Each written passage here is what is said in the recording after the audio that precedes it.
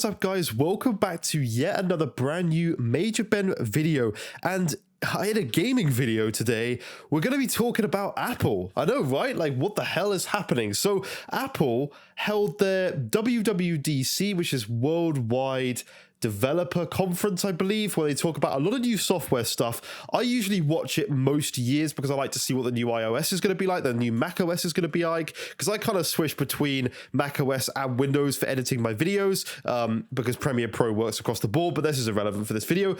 But gaming, Apple looks like it's going to be dipping its foot into the gaming market. They actually had games like Resident Evil Village and No Man's Sky showing up for the WWDC, running on their new M2 MacBooks and M1 MacBooks, and they've even got their own like upscaling technology for these games called Metal FX upscaling. So gaming on Mac has yet to kind of take off entirely for a variety of compatibility reasons, but it's actually looking like we're going to be getting this kind of stuff coming more for Mac. I know it's something Apple want to start pushing, especially alongside its more powerful M2 chips that they announced at this stuff as well. So what it is you've got Metal FX upscaling, which works proprietary with Metal 3 graphics frameworks, which is something for Macs. It's described as temporal reconstruction system that allows upscaling of lower resolution graphics to help games run more smoothly. So it's essentially what we've got from NVIDIA and also AMD, so DLSS and AMD's Fidelity FX. So we won't have to wait too long to actually see these new games innovating on the Apple products.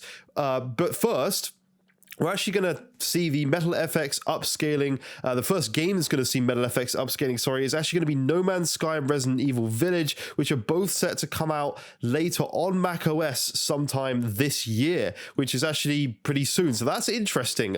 Apple did talk about updating Game Center as well and stuff like that, which is their kind of shared Game Center, seeing what everyone's playing. But I'm kind of just, this kind of, for me, just shows that Apple is very interested of have taken a bit of the cut from everyone else. Like everyone right now, Microsoft, Sony, everybody, AMD, NVIDIA, they're all cashing out right now on the gaming market. Like everyone is doing extremely well with games, and Apple has finally got to the point where they use their own silicon. Like these M1 and M2 chips are for the first time ever in a MacBook made by Apple. Actually, no, I think they have been before, but for a long time, they've not been. They've been Intel, very underpowered chips, very heavy chips for these MacBooks. And now Apple's able to use their own extremely powerful chips. The M1 chip, M1 Pro, M1 Ultra in the upper end MacBooks are extremely powerful chips. And this M2 is a very powerful chip. I think they even noted it has like a nearly 4 teraflops of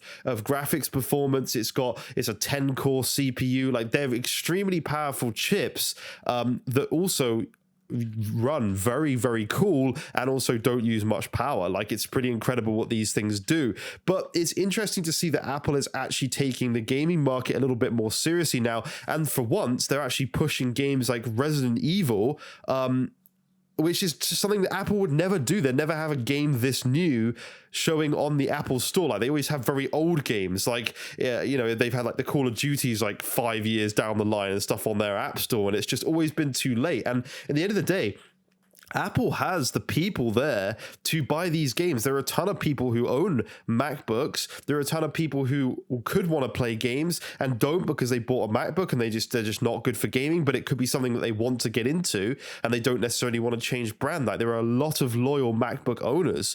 And I think it's going to be interesting to see what's coming in the future for them. Are they going to push the streaming side of things? Like it's not a worry so much for the competitors, but it is something that they're obviously looking to invest in, which they have done. They've actually come up with this own Metal FX upscaling, their own upscaling technology. They've actually developed it to the point of they've put time into doing this thing, and they're obviously serious about getting into this market. And yeah, they're not going to take away from gaming PCs and stuff, but it's another competitor. And you never know, in the future, they may drive this even further. Apple has the resource and the amount of cash spare in the bank to invest in stuff like this, put a ton of work. They've obviously got, Resident Evil developers to actually work on the game running on the Mac, and say with No Man's Sky. Like, it's interesting. And I think this is good competition. And I hope that Apple do pursue this very heavily. And, you may end up seeing them doing extremely well in the gaming side of stuff. They could bring their own streaming platform. They've got the stuff ready for that. Apple TV streaming is very, very high quality. They've got all of the server stuff already in place for this kind of thing. It's just a case of them doing it and putting the work forward. And in a couple of years, they could be a very serious competitor in the gaming industry. And at the end of the day, same with mobile. We know that these mobile phones in our pockets are way more powerful than what they're actually doing on a daily basis, which is watching YouTube videos, making a couple of phone calls, and sending texts. And there is a lot more that these phones and iPads are ridiculously powerful. There is so much that these devices can do, and it may be something that comes to the mobile market as well, because at the end of the day, a lot of the M2 chips and the M1 chips and stuff share high similarities with the iPhone chips. So for example, the actual iPad chip, the iPad now has its own M1 chip in the iPad. Like, it's basically a slightly scaled down version of the M1 chip, but it's still a version of it, and it would run games like this. It's a very powerful chip inside that.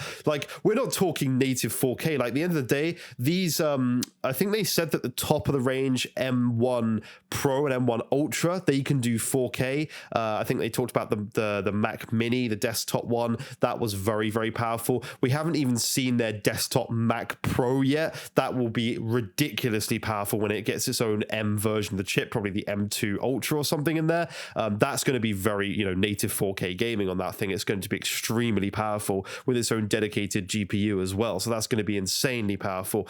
But this is just exciting. I think it's great news. I found it very interesting seeing Resident Evil running on a Mac. I thought that was really, really cool. And it's something that we haven't seen. And I think it's something that Apple needs to start pushing, because there is a ton of money in the gaming industry. And I think they are now realizing it. They have all the things out there. They've got the MacBooks out there. MacBook Air was the best selling laptop, and that's got an M1 chip in it. They've just put the M2 in a MacBook Air. It's going to again be the best selling laptop. You have that device out there. Why not use that device? Put games on the App Store, allow people to buy games, and it's just going to further the amount of money they're bringing in. And same for game developers. They know that there's millions and millions of MacBook Airs out there. You're going to want to start putting games on the App Store. Excuse me. At the end of the day, indie games are perfect for these kind of devices. All those indie games on Steam should be instantly coming to Mac as soon as they can. These developers should be working on it. There are a ton of devices, as I say, out there already, and it's something that they should be putting the work into. But that's it for this video. I thought it was very interesting to talk about that. Thank you so much for watching, guys. You've been awesome. The support has been unreal on this channel, and I appreciate you all so much. So thank you. Please do leave a like, subscribe, and I will see you in future videos. Bye-bye for now.